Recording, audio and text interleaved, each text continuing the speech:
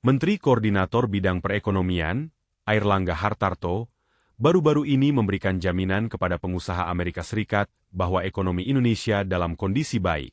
Dalam pertemuan tersebut, ia menegaskan bahwa Indonesia mampu mempertahankan pertumbuhan ekonomi yang kuat dengan proyeksi mencapai 5% hingga akhir tahun 2024.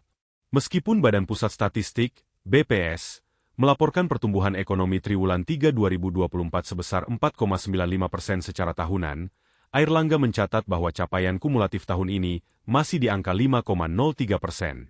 Airlangga menjelaskan bahwa pertumbuhan ekonomi yang stabil didukung oleh peningkatan konsumsi rumah tangga dan investasi.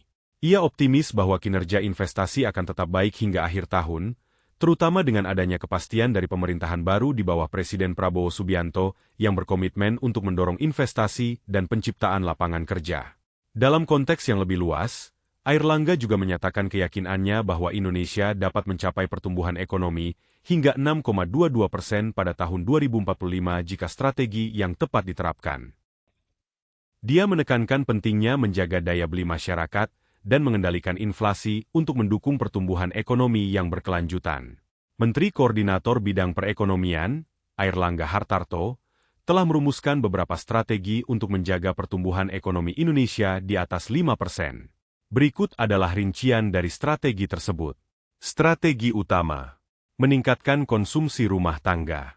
Airlangga menekankan pentingnya konsumsi rumah tangga yang berkontribusi sebesar 54,3% terhadap produk domestik bruto, PDB, Indonesia. Meskipun pertumbuhan konsumsi pada kuartal 2 2024 hanya mencapai 4,93%, pemerintah berupaya untuk mendorong peningkatan konsumsi melalui berbagai inisiatif dan program.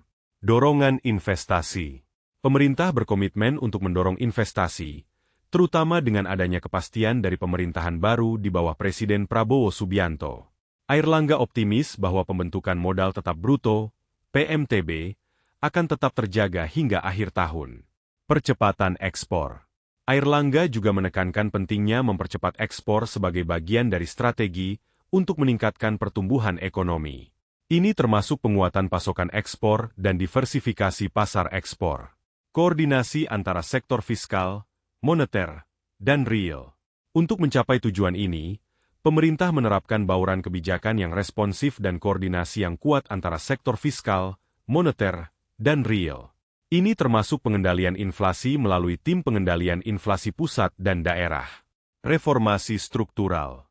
Dalam jangka panjang, reformasi struktural seperti penerapan Undang-Undang Cipta Kerja dan pengembangan infrastruktur akan dilakukan untuk meningkatkan produktivitas dan daya saing ekonomi.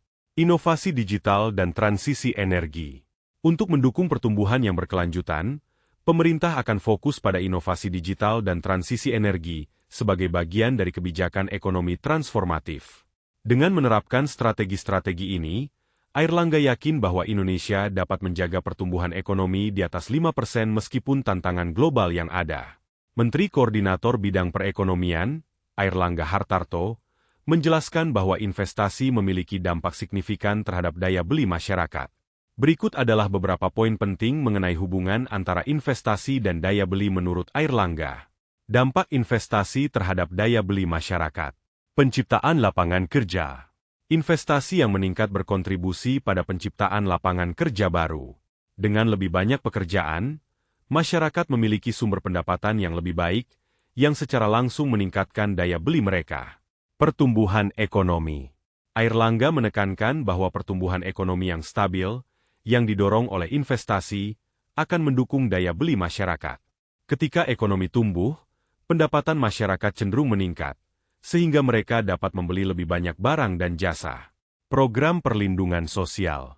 Untuk melengkapi dampak positif dari investasi, pemerintah juga menerapkan program perlindungan sosial seperti program Keluarga Harapan, PKH, dan bantuan sosial pangan. Ini bertujuan untuk menjaga daya beli masyarakat, terutama di kalangan kelompok rentan. Insentif untuk kelas menengah. Airlangga menyebutkan bahwa pemerintah memberikan insentif pajak dan subsidi untuk mendukung kelas menengah, yang merupakan segmen penting dalam perekonomian. Dengan meningkatkan daya beli kelas menengah melalui kebijakan ini, diharapkan konsumsi domestik dapat terjaga. Kredit usaha rakyat, KUR. Pemerintah juga mendorong UMKM melalui KUR dengan bunga rendah, yang memungkinkan usaha kecil dan menengah untuk berkembang. Pertumbuhan UMKM berkontribusi pada peningkatan pendapatan masyarakat dan memperkuat daya beli secara keseluruhan. Dengan langkah-langkah ini, Airlangga percaya bahwa investasi tidak hanya akan memacu pertumbuhan ekonomi, tetapi juga secara langsung meningkatkan daya beli masyarakat Indonesia. Menteri Koordinator Bidang Perekonomian, Airlangga Hartarto, menjelaskan perbedaan antara pertumbuhan ekonomi tahunan, year on year, dan pertumbuhan ekonomi kumulatif, year to date, dalam konteks pertumbuhan ekonomi Indonesia. Pertumbuhan ekonomi tahunan, year on year. Definisi: pertumbuhan ekonomi tahunan mengukur laju pertumbuhan ekonomi dalam satu tahun dibandingkan dengan tahun sebelumnya. Ini memberikan gambaran tentang seberapa baik ekonomi tumbuh dalam periode satu tahun. Contoh, pada triwulan 3 2024, pertumbuhan ekonomi Indonesia tercatat sebesar 4,95% secara tahunan. Angka ini menunjukkan bahwa jika dibandingkan dengan triwulan yang sama pada tahun sebelumnya, ekonomi mengalami pertumbuhan sebesar 4,95%. Pertumbuhan ekonomi kumulatif, year to date. Definisi: pertumbuhan ekonomi kumulatif mengukur total pertumbuhan ekonomi dari awal tahun hingga periode tertentu dalam tahun yang sama. Ini memberikan gambaran yang lebih luas tentang kinerja ekonomi sepanjang tahun. Contoh, Airlangga menyebutkan bahwa meskipun pertumbuhan tahunan hanya 4,95%, capaian kumulatif untuk tahun 2024 masih berada di angka 5,03%. Ini berarti bahwa secara keseluruhan, dari awal tahun hingga saat ini, pertumbuhan ekonomi Indonesia masih menunjukkan angka yang lebih baik. Airlangga menekankan bahwa meskipun ada fluktuasi dalam pertumbuhan tahunan, capaian kumulatif yang lebih tinggi menunjukkan bahwa perekonomian Indonesia tetap berada dalam jalur yang positif dan dapat mencapai target pertumbuhan di atas 5% pada akhir tahun.